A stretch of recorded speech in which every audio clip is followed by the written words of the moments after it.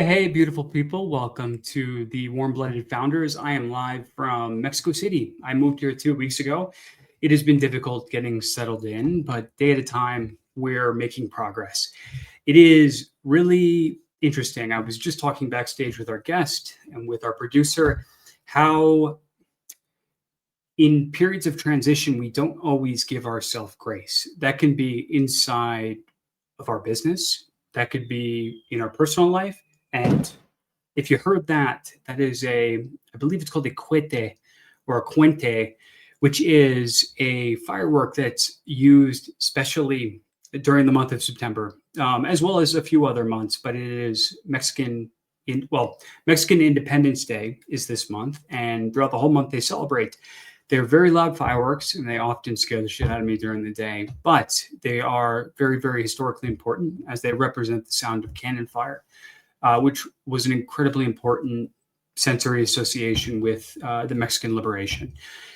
And you might be hearing those throughout the show, so forgive me. But back to what I was saying before and talking about grace. It's been difficult settling in. There have been a lot of discomforts. My executive assistant has been daily. We have a health check-in, her and I. And part of the reason why we established that foundation was because I have ADHD. Sometimes I can get overwhelmed with the tasky things. Louise, great to have you. Thanks for coming. And having her to just go run through, have I taken my medications? Have I done my supplements? And it has been extended to over time and has crossed over with some of my therapy, coaching, personal development work that I've done. And interestingly enough, the topic that we have for this week is grace.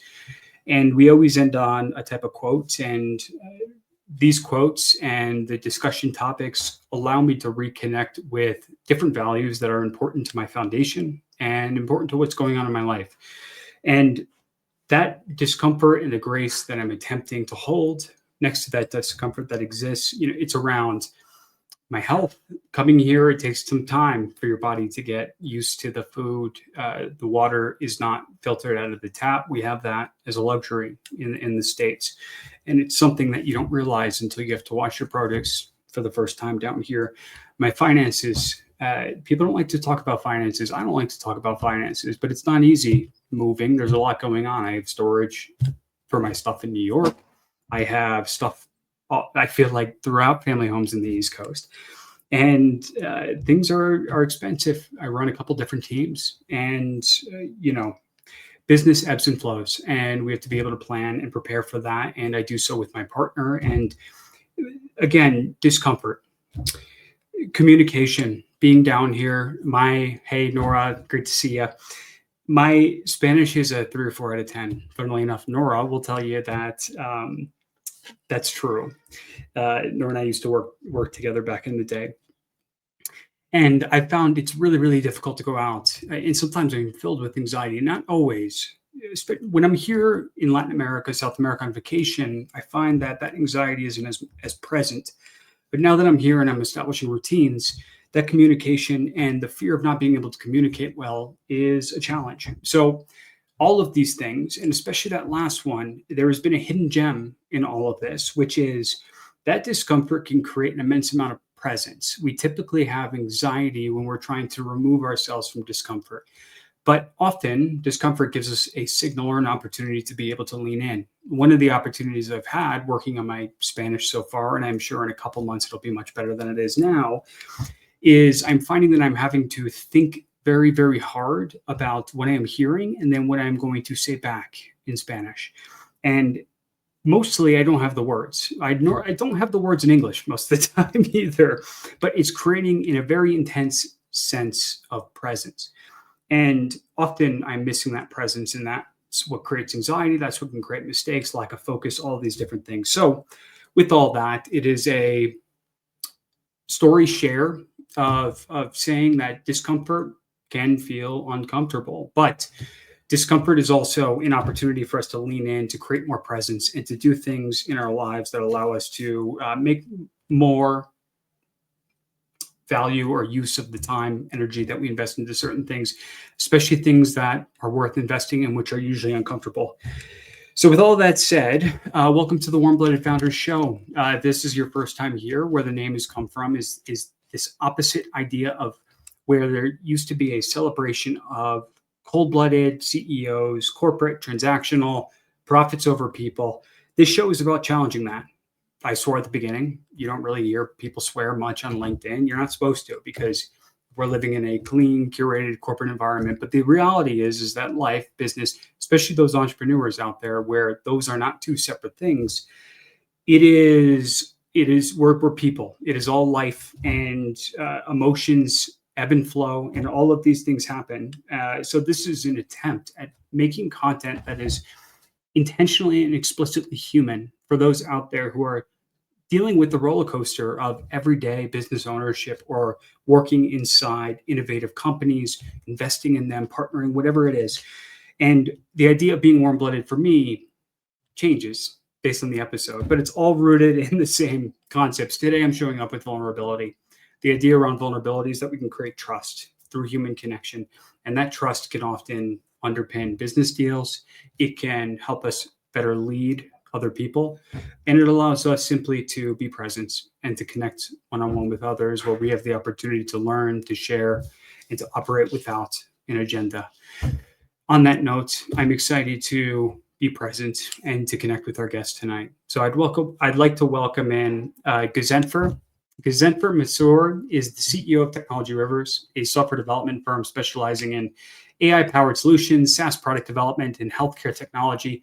Ghazenfer and his team help startups and service-based businesses streamline their operations, automate processes, and scale through smart, efficient software. We'll be talking about AI today, primarily. Ghazenfer is also the author of Beyond the Download: How to Build Mobile Apps That People Love, Use, and Share Every Single Day. He shares insights on innovation, growth strategy, and building technology. Ghazenfer, great to have you on the show. Welcome. Thanks, Chris. Thanks for having me. Hola. I think I know that's only Spanish as much as I know. So, well, we were just talking before the show. English is not your native language. So we shared an experience of where normally in the States, normally on LinkedIn in the business that I do, it's primarily with a lot of English speaking or native English speakers. So it is nice to be able to have that empathy and to be able to connect with you in that way that I otherwise wouldn't have by living in a place like Mexico right now. absolutely. And I think now the world is changing because of the technology. You could do a lot of those things. Like now we see all the time interacting with people who don't know the language now with, I think, whatever the Google translator, and Yes. I heard Apple is also introducing something where you talk in one language and then Yes, I saw that. So I think that learning a new language will become much more easier, or you don't have to learn anymore because the world can solve the problems without it. Yeah, it's not a topic I'll spend too much time on, but it's an interesting one because my partner is an art historian, and she spends a lot of her time learning different languages, not just to be able to communicate with other people, but to show a respect for the culture, a respect for the history, and that often allows connection and relationship to build in order for her to be invited to access the works and the materials that she does to be able to move forward her contributions to her field. So there is going to be this ability to communicate more, but there is more than just communication intent behind language, right? There is also a respect. There is also a shared trust and effort behind it. Yeah, absolutely. Yeah. And I'm totally with you. We have people in 6 different countries, and I realized that after working some time that, there's a big cultural differences. People know English. All of those people we are working with, they were really good at English. But digging deeper, you realize how they interact, how they respond, how they deal with certain things. So knowing those cultures definitely make a huge difference. And you excite those people way more. Absolutely. You noted backstage that you have a few folks in your team in the Philippines. I'll share a quick story, and I'll promise I'll move us on. I'm feeling a little chatty tonight. Recently, my my executive assistant, Nicole, she shared that she was going to Thailand with her sister, where she was going to be let's call it the resident photographer of the pictures to be done. I believe her sister's engaged and is soon to be wedded. And she referred to it as a prenup. And of course, in American culture, you don't talk about pre-wedding as the prenuptial unless you're referring to the contractual agreement. So she told me that she was going to be in and out of the office for a couple of days, which we planned for. But she said she was going for her sister's prenup. And I thought, wow, what an interesting cultural difference that they are going out and they are celebrating this agreement to legally keep their goods separate in case of divorce. And it turns out I got it all wrong. We had a huge laugh about it. But as much as understanding culture, well, you have to ask and you have to be able to communicate about it, to be able to truly understand different elements of a culture. And that takes time. But it also creates these moments of levity and connection that you otherwise wouldn't have had. And it is something that I'm very grateful for, both with her on my team, but also being in Mexico right now. Yeah, absolutely. So, Totally agree with you on that. let's get into it. So I like to throw a curveball at the beginning of each show before we get into the topics. I talked about what being a warm-blooded founder means to me, how this show came about, and why it's structured the way it is, why we're having this type of conversation. We haven't dove into AI yet. We're starting with a little bit of informal conversation, getting to know each other, allowing people to get to know us, because it matters in business. It's more than just transactional words. I would love to hear for the audience and for myself, what does being a warm-blooded founder mean to you? So for me, warm-blooded founder meaning trust and relationship, because trust and relationship outlast any playbook. Technology changes, AI would come and go, market shifts, all these things will come and go. But people remember how you show up, your integrity, the balance you have, whether dealing with your family, dealing with your people, especially at the tough time. Those are the ones that will be remembered.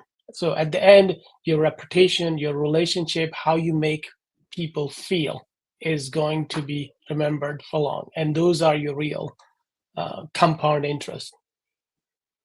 Amazing. I love that answer, Ghazenfer. Thank you for sharing that. I love the idea of it is how you show up. We talked about intent when it comes to learning languages, understanding cultures. In business, it is absolutely how you show up. You will own and operate technology rivers.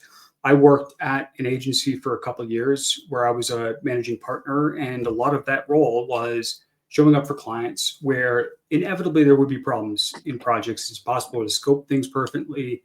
Things go wrong that, especially in innovation, you have to expect things to go wrong. And it is less about making sure that everything goes perfect. And it is more about, are you showing up? Are you remaining connected? Is that trust staying there? And how you show up for your clients, especially nowadays, we are getting into the world transforming towards AI technologies. We are talking about how we can systematize different processes and people and operations. People start to get scared of this conversation for a number of different reasons. One, people worry about losing their jobs. Two, people worry about, am I going to be able to keep up? We talk about showing up, right? How are you working with different startups, different companies, bringing AI to the table, helping them align it with real business outcomes, especially at early to mid-stage companies, but also creating this, or I should say, showing up with the intent that it is a partnership, not just between entities, but also you and the team that exists there today, how they do things and where do they want to go. Where do you start? And what are the most practical uses of AI that you've seen? So I think even though I call it like AI is not a hype, but at the same time, we're seeing this that where people do want AI everywhere without there's a need sometime, or without feeling what it takes to be AI enabled in those applications. So I think the way we look at it, AI is uh, it's a multiplier. It's increase the productivity. So we don't look at it, it's gonna be a replacement. AI is not a replacement. It's gonna make you more productive. Whatever you are doing, you could do 10 times more. I have yet to meet a company or founder who says, "Oh, we have enough people. We don't know, and we are getting everything getting done that we wanted." No, they always have too many things on the plate. They have too many things on the roadmap that they are not able to achieve. Now with AI, you can achieve a lot more. So your productivity increase. So I think that's where AI is making a difference in terms of how we leverage AI, how we create that as a multiplier, how we're using it smarter rather than just using it, so that it's creating that more productivity. And it's about growing that without increasing more headcounts, which obviously costs you more. So uh, there's a lot mm, going on. People are trying different things, but I think that it's still the early stage, and people are learning. So this a year or two time where people are just going through learning all these different tools. There are new tools coming, new technologies. So it's going to take some time. You know, it's 2 decades after the SaaS boom. We live in a world now where there are an infinite amount of tools and systems to be able to implement. And I can't remember, either it was on a recent episode of this show, someone else's show, or it was something I was listening to, but no, it was the last episode of this show. They were talking about how our guest was talking about how one of the first areas they start when they are systematizing pieces of their business is they look at the process end to end to make sure that's right. And they actually attempt to take out as many steps or tools as possible, right? So to consolidate. AI has been, especially for those who might feel anxiety around it, where it's moving very quickly, it can do a lot, but it can be overwhelming very quickly. I can also see how implementing AI incorrectly or poorly or without the right expectations can increase complexity, like the system SaaS boom for those who are trying to use every tool under the sun to solve their problems, when in reality, it's not the tool that needs to be fixed. It might be the process or the approach or the strategy, right? So, how can, in your opinion, for those who you worked with, but also from a thought leadership perspective, how can AI help founders scale without increasing this complexity? So, and I totally agree with you what you said. People are like, you see those problems with AI. So AI is not gonna fix things automatically. AI is just implementing your workflow. So you still to have you still need to do the data cleanup. You still need to have your workflows mapped.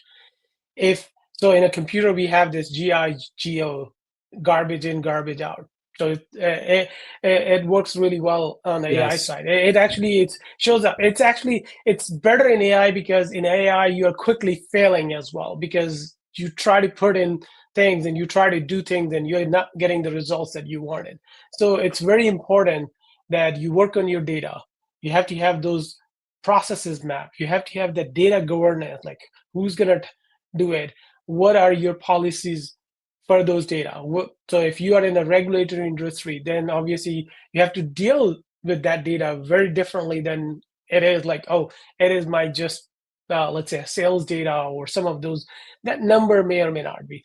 People are putting left and right data on ChatGPT. So obviously that data is being used to train. is another. Like initially, the companies were even reluctant to use that. Now companies are making it, like even the bigger companies, they're making it mandatory to use AI for even software development. So in the past, there was a reluctance. Now people are understanding. And then again, there are some things that are being handled at the governance level, how certain things do not go out of the hand. So there's a lot that could be done and that needs to be done. So but most important part is working on your data and defining your mapping your workflows. So we have this process called blueprint process. So that's where we look at the workflow, look deeply into where are the bottlenecks, where are the opportunities for the growth, and how we can map. You still have to look at the existing system, like whether it's integrating with your EMRs, whether it's integrating with your CRM. The data is still there. It's like one of those. If you don't have the right data, your CRM is not going to do anything. So your HubSpot will not be giving you good results, as well as Salesforce, right? So many times you do hear that, oh, we need these tools for a better sales, but you still need to do your lead gen. You need to have the right data. Without the data, so we're coming back to the same thing: data and workflows mapping. So that's the bottom line of it. It's the same as it was with SaaS tools, right? If a SaaS tool requires a whole load of your company data to be successful, that data needs to be clean.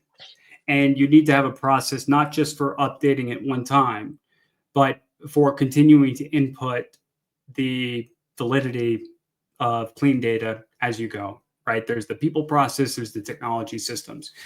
And Yeah. that is really a mindset shift, right? I think about franchises here. You see McDonald's everywhere in the world. One of the reasons why they've been so successful is their ability to replicate their product and their systems and their workflows in almost any environment geographically. What mindset shift is needed, in your opinion, to lead in an AI first environment like this? You talked about, well, you got to take care of your data, you got to map your workflows, but you know this, you're also an entrepreneur. I know this. When you are a founder, CEO, you're often running around like a chicken with your head cut off. And when you start to think about breaking down these systems, it can be very overwhelming very quickly. Maybe not complex, but overwhelming. So where does that mindset shift need to happen? So I think in order to be AI enabled, so I mean, I talk a lot on the 10x growth. How do you grow 10x using AI and technology? So, and that's the mindset shift. That's abundance mindset. So let's take, so for example, you're running a company. Let's say it could be a lawn mowing, it could be a cleaning company, it could be any service business. Now you have multiple choices. So as you're running the business, you can buy some of those tools that are available to your competitor, and just be differentiating based on the service, based on certain factors. Yes, many of those are not even using those, but you are competing with some of the good ones. And now here comes another one. They build tech that's built to scale, and that would increase their value. That will increase, bring more efficiency in their processes. So when it comes to whether it's selling, whether it's come to getting more investment or any of those, suddenly that is a lot more valuable. So that's a big investment. So once you start thinking of those as expense versus an investment, that is the mind shift needed. So think of this way: we're living in a world. What is the advice that we all get as we get into the professional world? Oh, buy a house, right? So you buy a house versus, oh, I want to rent a house, which is, again, it is a different debate. But as you're renting a house, imagine the changes that you can do. You are limited to the constraints that are given by your landlord, right? I couldn't build this behind bookshelf if I was renting. There are certain things you want to do. You want to have experience in your house. You want to enjoy, right? There are certain things you cannot do. Yes, but if you buy a house, suddenly now you own everything. So you have a lot more flexibility. And then gradually, what is taught us, like, oh, it's the equity. It's not about the money saving it. So in the long run, that's a beneficial. In the short term, yes, that's the money that you have to bring in, whether it's down payment. Same goes in the technology. If you're licensing the tool, then it's different. So if you are buying, or if you're buying, that's different. If you're building it, that's totally different. Well, we're not saying replacing your CRM. It could be like, for example, you may be building, let's say, AI agents, maybe doing automation. So how do you differentiate? How do you know what to build and what not? Maybe there is no easy answer. Everybody has a different workflow. Every business has a different DNA. Every business has a different needs. Whatever is complex for me may not be for you. So you have to look at those specific. Maybe some commoditize the solution you license or buy.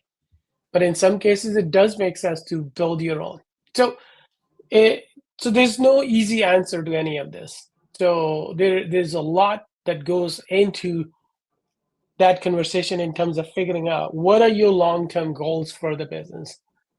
Is it are you using the business just for independence, that you have a flexibility? Is it for more money? Is it for creating an impact? There are so many reasons. So you have to go back to your goal. You look at how what you're doing is aligned with the goals you have. And the way we look at it, we said, like, as somebody just shared some quote from Steve Jobs. And one of my favorite from Steve Jobs is, your customers don't know what they want. You have to show them. So did people ever want an iPhone? They didn't know. They were happy with BlackBerry and other tools that were phones that were available. Once you show them what is the possibility, then suddenly now they are wanting.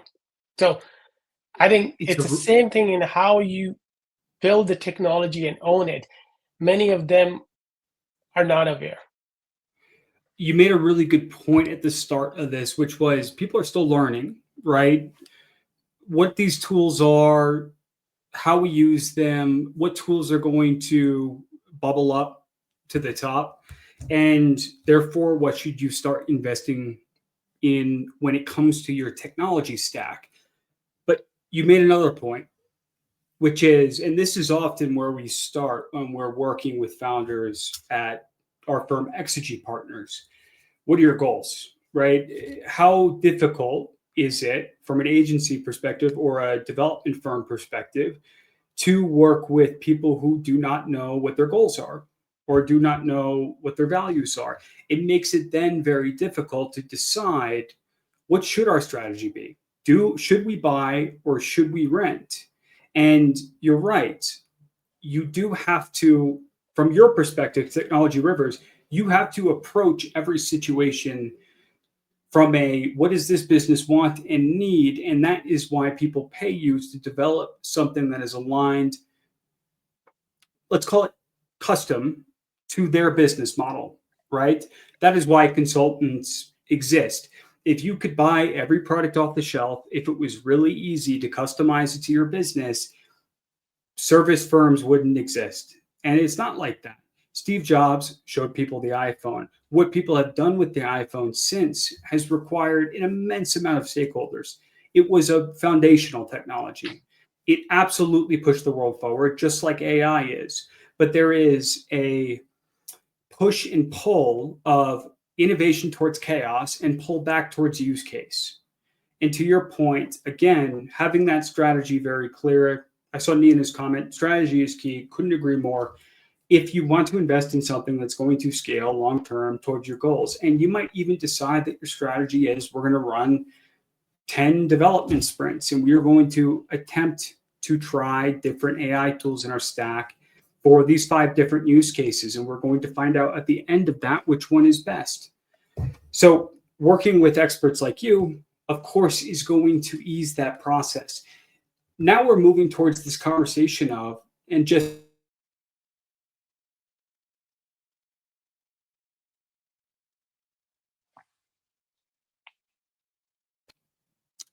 hey, Ghazenfer, can you still hear me? I can hear you. Hello? Yeah, I'm here. Can you not hear me? Hello, hello?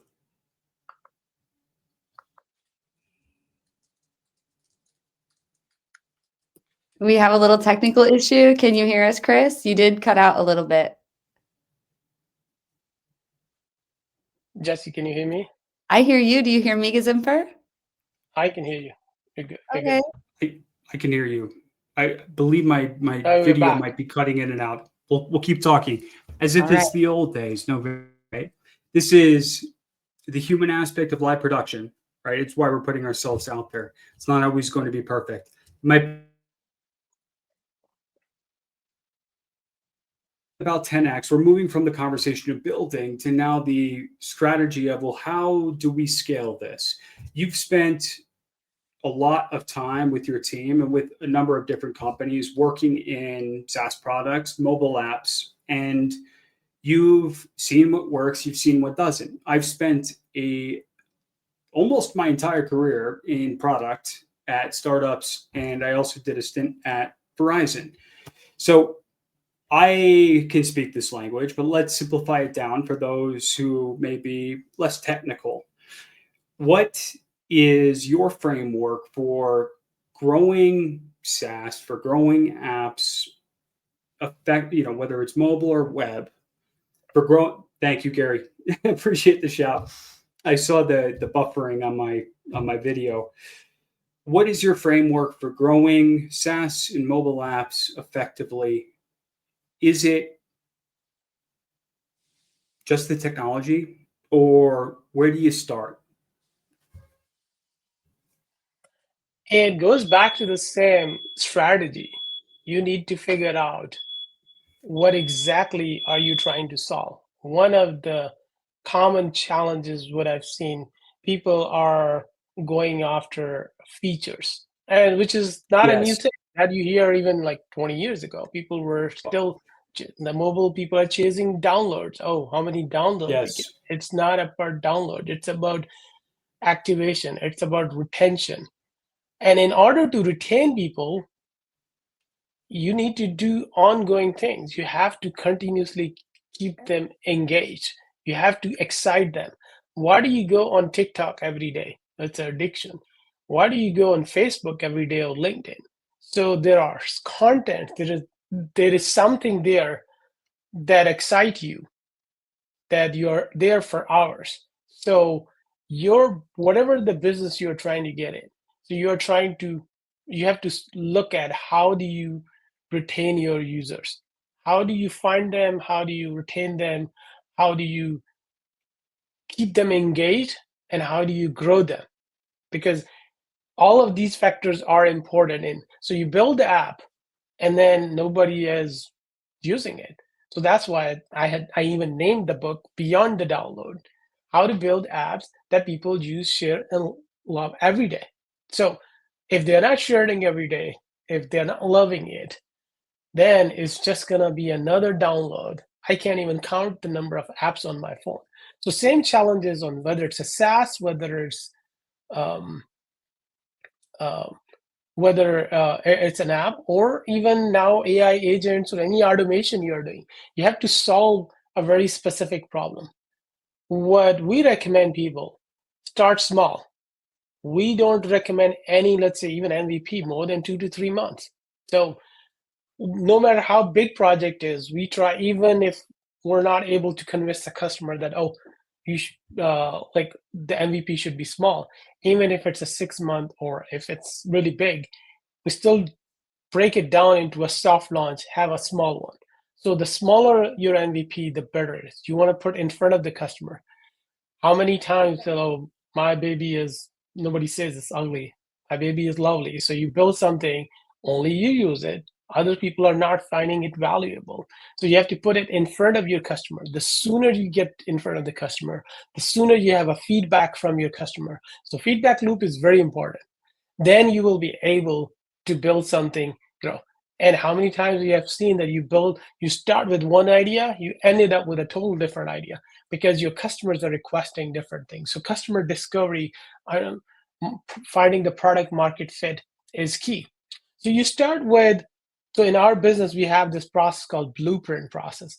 So whatever the small use case you identify, we go through that blueprint process and figure out exactly what flows you need to build and how your application would work, who would be users, how do we limit it to even small use case. Maybe just start with one use case. If you're building something, like if you build another CRM, no matter how unique you are less likely going to get attraction because there are so many CRM. People start comparing with Salesforce, Pipedrive, all these different tools. But what if that tool is not giving you something and you only build that one small piece? And it could be a widget. It could be a Chrome plugin. If that Chrome plugin is giving you something where you can start getting customers who are solving that specific, then gradually now you have those customers. Now you can say what additional thing you can offer them. Could be an integration with another tool, could be another one. So as you're gradually building, your product automatically makes a shape. That's why when people come to us, we're not asking them to commit for any bigger investment because you are just committing for a small thing. You want to build small, test it, and gradually expand it. And even the small businesses can build that because now we're not talking about a big project. It could be a small automation, 1, 2, 3. Once that works, now you got more confidence. You build another one. Now as your team is getting more confidence, you're getting a more buy-in from your team as well, because now team is not seeing it as a threat, but they're saying your team is seeing it as a productivity gain. They're seeing it, oh, this is going to be helping them do this stuff more efficiently. It's going to reduce the mistakes in their system, whether it's a payroll mistakes, whether it's a log notes mistakes, whether it's a treatment plan, whether it's any of those. So as long as it's helping people do their job more efficiently, saves them time, have them focus on more core areas than all the legwork they have been doing. That's where, so you really have to figure that part out. It's a really interesting comparison to put a SaaS MVP, right? A lot of just letters and acronyms there that we've created in the technology space. So for those who don't know what SaaS is software as a service. If you pay for a software tool and it charges you monthly, it's a subscription. That is a SaaS product, generally speaking. It is intended to create continuous value to be continuously improved over time. And when Ghazenfer mentions an MVP, that stands for minimum viable product. These acronyms have been thrown around so much. It's important to remember that not everyone knows them. And Ghazenfer, of course, I'm not saying that you're approaching this that way, but for our audience, for those who may not know these acronyms, I don't want you to feel left out. Going back to that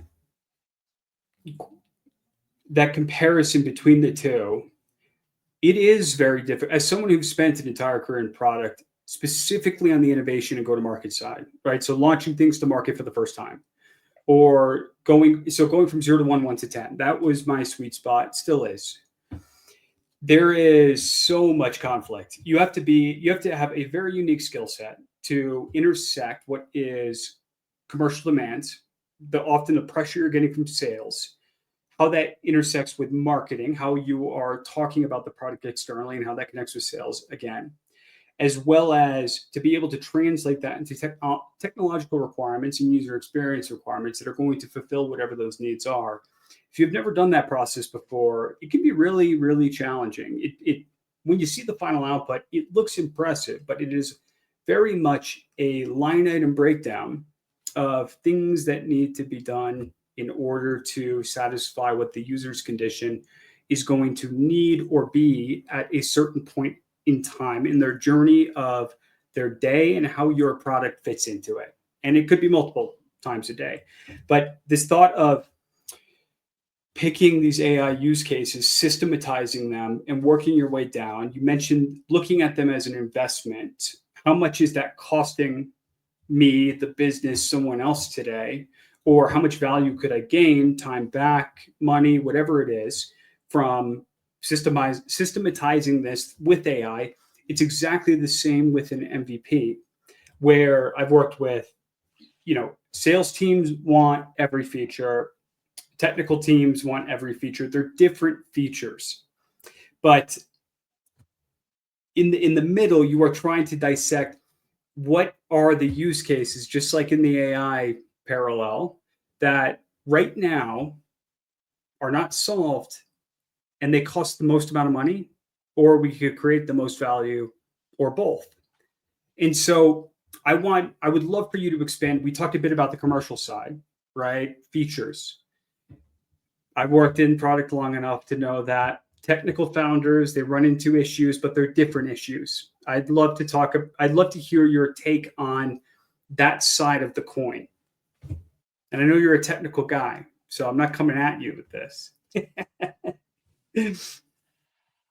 So, coming from a tech background, I can say that tech people love building, and they would like to build everything custom. Like whatever, let's say you talk about whether it's a chat system, whether it's another one, they would want to build custom. I mean, and that's naturally developers. So you have to obviously change that. And this is where, as like in my case specifically, as I was just a developer, I was doing one thing. But as you move up in the ladder, started working with the customer, like becoming even consultant, now you start to think about just solving the problem, because now you're talking directly to the end customer. So as you start talking to the customer, you realize. So for me, I think the biggest lesson was my own startup. So before this business, I had a recruitment software company. So that SaaS startup, the first version we created, we really did how the developers do. We build a very strong backend, Java-based, very solid. We look at different competitive software. We focus so much time, I would say close to a year, just building everything. So once we built it, it was really great with so many features and everything. We thought people would come and people would love it. Features, once you build the features, people come, and bam, nobody came. We really went back to the whiteboard.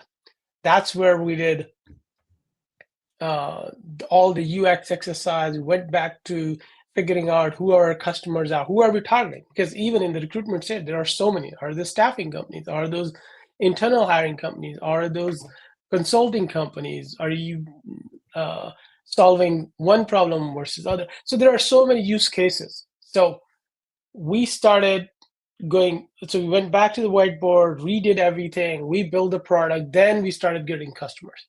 Now even I recommend customers even way like another step that we didn't do at that time, which I'm going to talk in a bit, but I want to finish that previous line. So we learned all that, and that became the basis of this company, because all the product development experience that I had that I didn't have it before. So for me, it was a very costly mistake, because that costed me a lot of time and money where I learned the product development. But I couldn't run this business the way I'm running now had I not gone through that exercise. Because now we see the same mistake happening, even if the founders are not technical, they're pushing for features. Every day they say, okay, we want to build this one. So many times customers are actually offering a solution. Many times they're not saying you want to build this. They say, oh, I want to build this X thing, or I want to integrate with us the specific thing. And then we ask those questions, do more discovery, like, why do you need it? And then we realize they actually meant something totally different. many times, and that's natural. Like, so tomorrow somebody may Yes, say, "Oh, very I standard. want to have an agentic AI." Why do you need agentic AI? Like, I want to have this AI agent because they think this is the solution. So once people Right. start thinking in terms of solution, now it's our job to challenge their solutioning, to ask them what exactly are they trying to do. As you dig in, you realize most of the time it's totally different thing that they're trying to do. So solving, so that lesson learned was from my own struggle. So when we started this business, we had this tagline that, okay, build once the right way. Mm-hmm. So we wanted to, because we realized many founders do not have money, which is still true. So if you have a small money and you build an MVP or any product, we realize many times people coming after a year, oh, we're working with this group, or whether they hire a developer or company for a year, and it's still not working. It's still not launched. Many times, I mean, it's the right product because that's exactly you told them, but the customers don't know many times. We have this common, very famous statement from one of the, uh, uh, I would say, a friend of mine who actually used somebody, and she said, we asked them yellow, they did yellow. We asked them red, they did red. We asked them green, they did green. But it's not what we wanted at that. They never guided us. So that guidance is very important in terms of how you build. So all that experience that we got from the product into this business that helps us build the product the right way. Now I lost my train of thought of what I pushed on a later. No, it's okay. I'll take us back there. For one, I want to say that I highly respect your approach to working with clients. I share a similar ethical, we'll call it value, that I hold myself to, which is I will not recommend or do things that I typically think will cost someone money and they will receive no value. It's a lose-lose situation. What you're talking about in terms of working with clients, helping them narrow their MVP, and reminding them that you have raised, so for early, let's say venture backed or privately backed companies, you have this much money not to build a product. You have this much money to solve your first problem. That might take multiple stabs at a product. That might take your product plus a couple iterations with feedback from the market. You are establishing a product vision that you believe is going to change the world in a certain way. A vision is just that. It is your North Star. You are not going to reach it with your first chunk of money, your first chunk of users, or your first development cycle. So what I find really, really interesting now as a founder myself of a venture-backed pre-seed health tech company is things are now changing when it comes to what are your options to be able to deploy capital in the most efficient way, to be able to move yourself forward in the market, to move your business forward in a way that are creating the outcomes, which you alluded to before, right? Beyond the download, we are focused on outcomes to move the business forward, to hit those outcomes where you can reach your next milestone, whether it is continuing to raise or getting to the point where you've achieved enough product market fit based on your goals for the business that, hey, I'll survive on the revenue of this business alone. No one is pushing me to grow exponentially. Or if you are taking the jet fuel approach, we are ready to go after our next round because that capital is going to get us to that next stage. Right now, at least in my company, we are not focused on any super deep tech solutions. So for me, my challenge as an operator is well-built technology that becomes a distribution problem. So right now, I don't need a full-time CTO. I can opt to take my product requirements to an agency to build. The opportunities for me to do that now are so different from what they used to be. I can completely accelerate my time to market. The cost of technology iteration has significantly reduced. And what I'm referring to is AI-driven development. Some engineers threatened by it. I know a number who have taken it on in stride, because often it is the brain, the engineer, right? We're software engineers. I'm not, you are.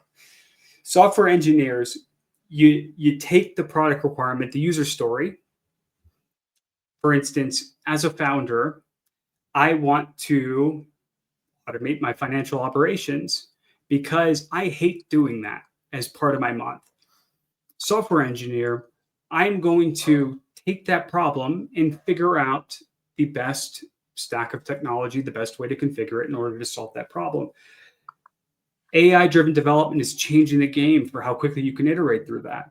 Talk to me about it. From your perspective, development agency, surely at times, I know you've changed your business model recently in the last couple of years, perhaps. Talk to me about that change and why you've needed to do that to adapt to this new model in the market. Okay, so I would say there are two different models change. One a while ago, which was more as our learning for building technology for service businesses. So that's where I talk about the 10x growth from just the product development. So, but I'll talk more recent change, that's AI-driven development.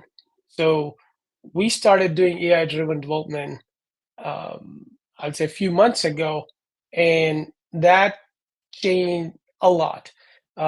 So we're doing different things. So we're not just doing the vibe coding. Obviously, we still do custom development. We're building AI-powered solution. We are building still the custom solutions, and then AI is helping us in many ways. So for example, so the same thing that I talked a while ago, AI is increasing your productivity.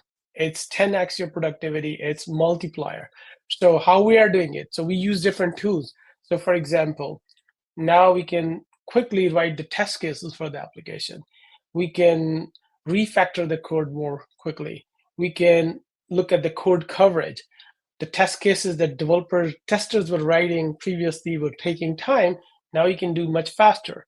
Now you can do a lot of those things much faster than before. So AI is helping you that. So obviously this is on top of the vibe coding. So vibe coding comes in, or like, for example, we get a lead, and even before we get a meeting with the lead, many times we create a POC in just few hours, because whether it's using Replit or Lovable, UX Pilot, both, there are so many different tools that we use. So creating a quick prototype to get a customer feedback, that's where it's saving time for customers as well. In the past, you had to create all those workflows, you have to use Figma, you have to use the flow charts. You still can do it, you still do it, but now all these tools can do it. Now we have a code in Figma, and we use a tool called Builder, where you can generate the code from your Figma. So that's a faster development. Previously, whatever it was taking, now we're talking weeks of worth of work that was previously taking months and years. So now we can do a lot more faster those things. So definitely that's a big impact. So we have a mandate in our company that everybody needs to be 10x. So we meet once a week, the whole company. We have a goal for each quarter. We talk about it. Here are my goals, and here are the tasks that I need to do in order to achieve that. We have money allocated for every employee of the company.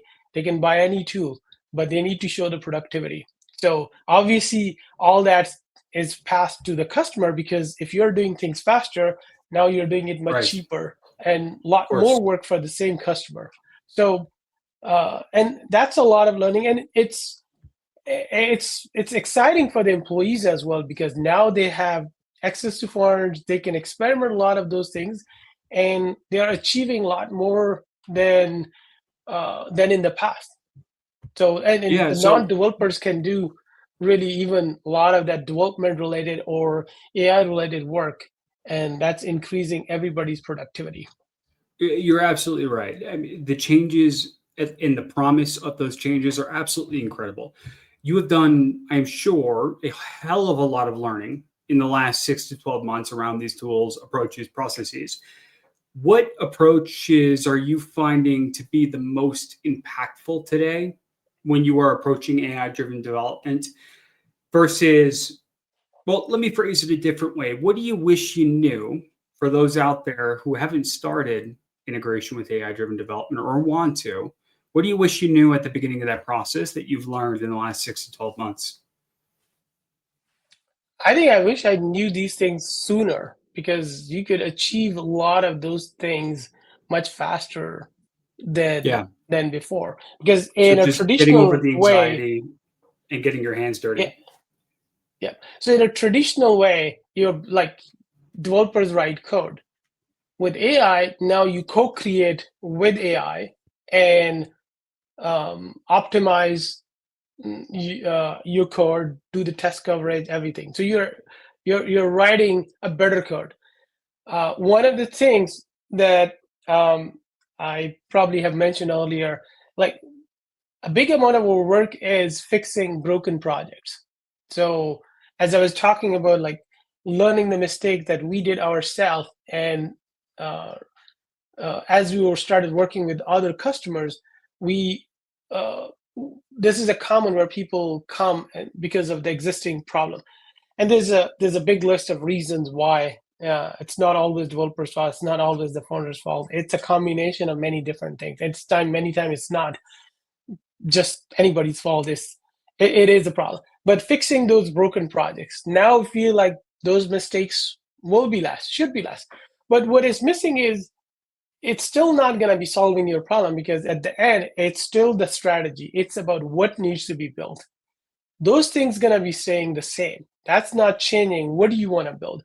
People always had people to build what to build, but really knowing what to build is the most important part.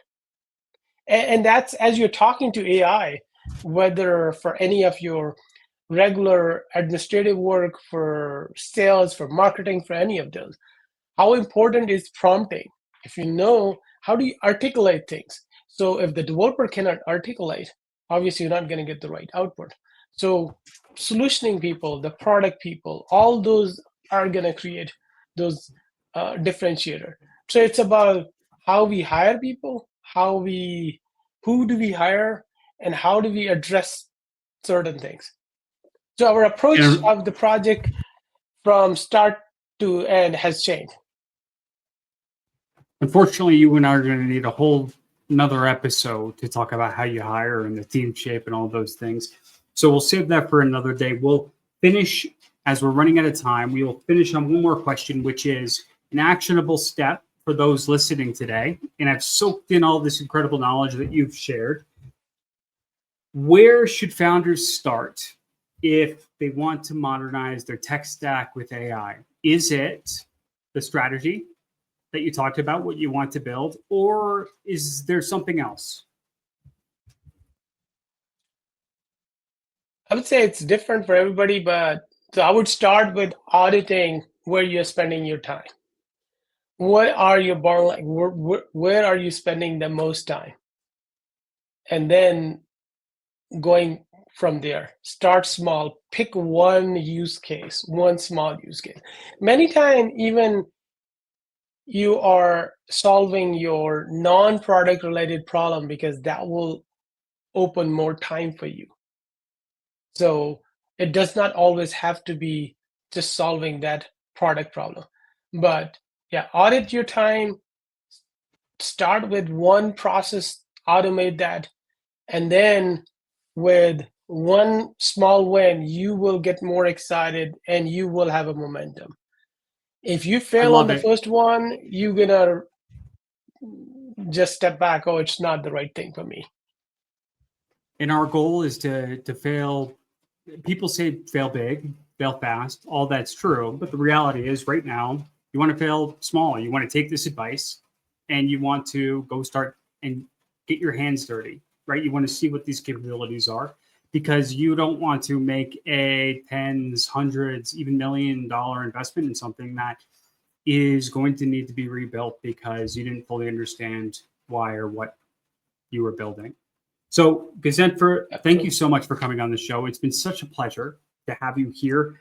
For those who are interested in learning about you more or learning about Technology Rivers, where can people find you? So I'm easily searchable on LinkedIn. So you can search me on LinkedIn. My name is a bit unique. And my company website is technologyrivers, RIVERS.com. And my personal site is Ghazenfer.com. And I have a podcast as well, Lessons from the Leap. And so check that out if that is of any interest. I'd love to have you. Well, it was such a pleasure to have you, Ghazenfer. Thank you so much. I'm going to wrap this up, and then I'll see you backstage. Thanks for having me. Thank you, Ghazenfer. So thank you so much for joining today's episode of Warm Blooded Founders. I appreciate having you here. I know there was a number of questions, comments we didn't get to answer. I promise our team, Ghazenfer, will follow up in the comments. We will make sure you're heard.